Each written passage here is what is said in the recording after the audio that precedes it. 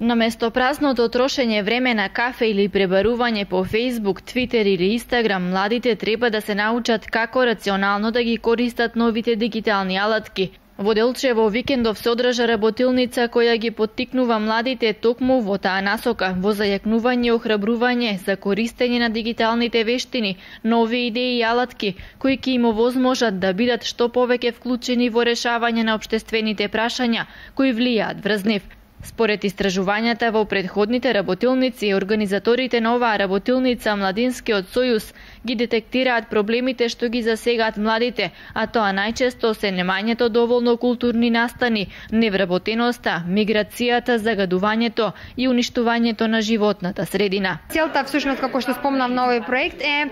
промоција на новите дигитални алатки кои што ќе им помогнат на младите луѓе да се подобрат самите себе, нели, од аспект на подобрување на своето CV, па се до, нели, до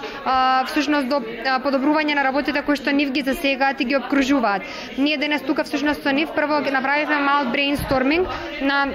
работите тука конкретно во Делчево што ги засегаат, значи не мора да се проблеми, туку може, нели, да се и работи кои што ги засегаат, кои што сакаат да ги подобрат или да ги вметнат, како не знам, недоволно културни настани, како недоволна посетеност на еве сега викендов имало некоја изложба тука во Делчево. Значи младите повеќе сакаат да го поминат времето на кафе, да се чекираат на Facebook, а не ги користат дигиталните алатки како Facebook, како Twitter, за да покренат некоја акција, нели, да се здружат, не знам, да го вклучат киното, да направат некоја проекција во киното, да организираат некаков било каков настан или од културен аспект.